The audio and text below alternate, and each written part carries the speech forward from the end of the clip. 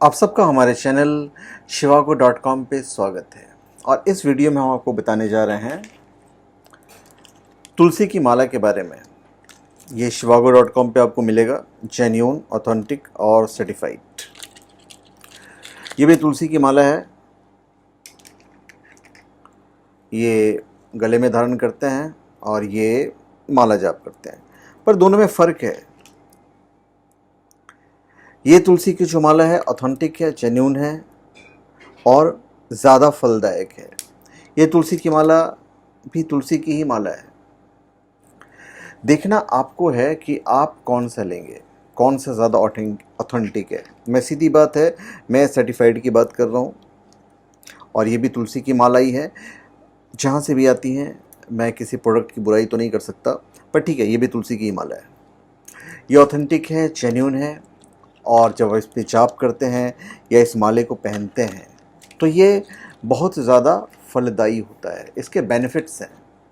अब ये बेनिफिट्स क्या हैं, फ़ायदे क्या हैं, वो हम आपको इस वीडियो में बताने चाह रहे हैं। तुलसी की माला बताने की ज़रूरत नहीं है कि कितने फ़ायदेमंद होती है, फिर भी कुछ चीज़ें हैं जो आपको जानना चाहिए। हिंदू संस्कृति में एक पवित्र संयंत्र है तुलसी माला। विष्णु प्रिया तुलसी जीव का परम कल्याण करने वाली है और जिस मनुष्य के कंठ में तुलसी माला होती है वह यम की त्रास नहीं पाते। ऐसे जीव विष्णु के लोक को प्राप्त होते हैं, जन्म मरण के चक्कर से छूट जाते हैं और अंततः मोक्ष को प्राप्त होते हैं। तुलसी कंठ में धारण करते हुए स्नान करने वाले मनुष्य को संपूर्ण तीर्थों का फल प्रदान हो जाता है, प्राप्त हो जाता है। विष्णु भगवान में आस्था रखने वाले प्रत्येक व्यक्ति को तुलसी माला अवश्य धारण करनी चाहिए, प्रोवाइडेड वो उन नियमों को फॉलो करे जो इसके नियम है, अर्थात सात्विक भोजन, सात्विक विचार, अर्थात मांसाहार का सेवन बिल्कुल नहीं, प्याज लहसुन का भी त्याग कर देना चाहिए। पर आज कलयुग है तो एक थोड़ा सा लूपहोल लोग ले लेते हैं कि भाई प्याज और लहसुन के बिना कैसे रहेंगे। तामसिक भोजन नहीं करना है क्योंकि यह भक्ति में बाधा उत्पन्न करता है। किसी भी स्थिति अथवा परिस्थिति में तुलसी की माला को तन से अलग नहीं करना चाहिए। यदि आपने इसे धारण कर लिया विधिवत तो चारों प्रकार के आश्रमों में निवास करने वाले मनुष्य, ब्रह्मचर्य, गृहस्थ, सन्यासी अथवा वानप्रस्थ, चारों ही आश्रम के मनुष्य इसे सरलता और सुगमता से धारण कर सकते हैं। भगवान विष्णु का सबसे प्रिय है। तुलसी का धार्मिक महत्व भी है और आयुर्वेदिक महत्व भी है। यह एंटीबायोटिक, दर्द निवारक और रोग प्रतिरोधक क्षमता बढ़ाने में फायदेमंद होता है। अब ये दो तरह की होती हैं, श्यामा तुलसी और रामा तुलसी, दोनों की मालाएं बनती हैं।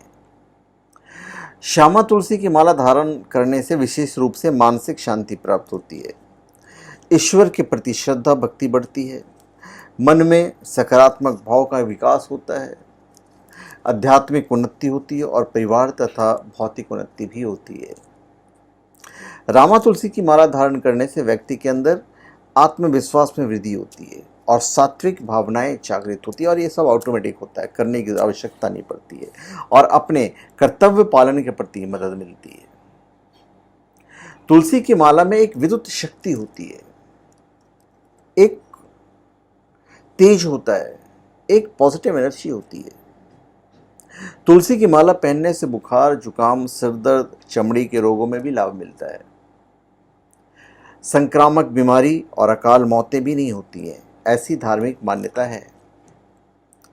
तुलसी माला पहनने से व्यक्ति की पाचन शक्ति स्ट्रांग होती है, तेज बुखार, दिमाग की बीमारियां और वायु संबंधित अनेक रोगों में लाभ मिलता है। तुलसी की माला पहनने से यश, कीर्ति और सौभाग्य बढ़ता है। तुलसी का पत्ता भी यदि आप खाते रहेंगे ना तो कोई रोग शोक वगैरह नहीं होगा, यह इसकी सबसे बड़ी खासियत है। और एक बात का हमेशा ध्यान रखिएगा, जब तुलसी माला धारण करते हैं तो गले में रुद्राक्ष की माला आपको नहीं धारण करना है, रुद्राक्ष की माला। हालांकि ये तो ब्रेसलेट है, मैं रुद्राक्ष माला की बात कर रहा हूँ। तो इसके अपने बेनिफिट्स हैं। ज्योतिष के अनुसार कहा जाता है कि तुलसी की माला पहनने से बुध और गुरु बलवान होते हैं, स्ट्रांग होते हैं। ज्योतिष के अनुसार कहा जाता है कि तुलसी की माला पहनने से सभी प्रकार के सुख मिलते हैं और कोई भी बुरी नज़र नहीं लगती है। ज्योतिष के अनुसार ये कहा जाता है कि तुलसी माला पहनने से और पहनने से पहले भी इसे गंगाजल और धूप दिखाना चाहिए। तुलसी की माला पहनने से पहले मंदिर में जाकर श्री हरि की पूजा करनी चाहिए, मतलब भगवान विष्णु की पूजा करनी चाहिए, कृष्ण की पूजा करनी चाहिए। वर्जित चीज़ें नॉनवेज वगैरह, लहसुन प्याज वगैरह वैसे तो नहीं खाना चाहिए। आजकल लोग खा लेते हैं, थोड़ा सा लूप होल मिल जाता है कि भाई ये कलयुग है, कैसे रहेंगे इसके बिना। ना खाएं, लहसुन प्याज तो ज़्यादा अच्छा है। और नॉनवेज तो खैर एनीवेज, नॉनवेज तो मैं हमेशा मना ही करूँगा। इस माला को शुभ वार में, जैसे सोम हो गया, गुरु हो गया, बुध हो गया, गंगाजल से शुद्ध करके धारण करना चाहिए।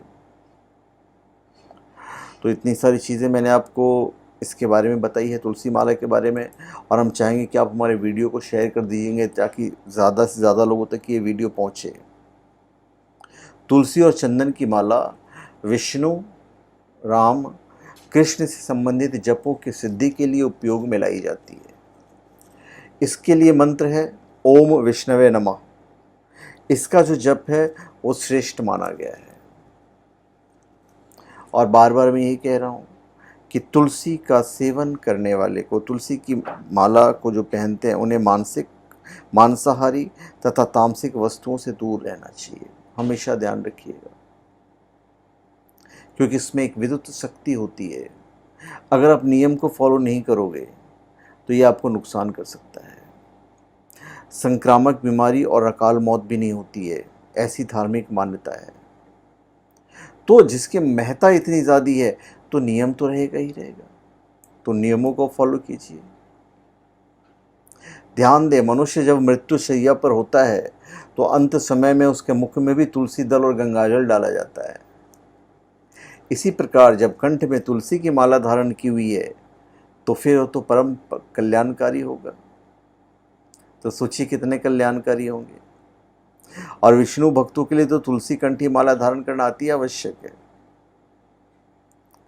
कंठ में तुलसी धारण करने से प्रत्येक क्षण भगवान को तुलसी दल अर्पण करने का फल मिलता है। ये हमारे धार्मिक पुस्तकों में लिखा हुआ है। तुलसी के नियम ही सात्विकता की ओर बढ़ने वाले कदम है, जिससे सच्चा कल्याण होता है। नमो तुलसी कल्याणी, नमो विष्णु प्रिय सुभ्रे, नमो मोक्ष प्रदे देवी, नमो संपत् प्रदायिनी।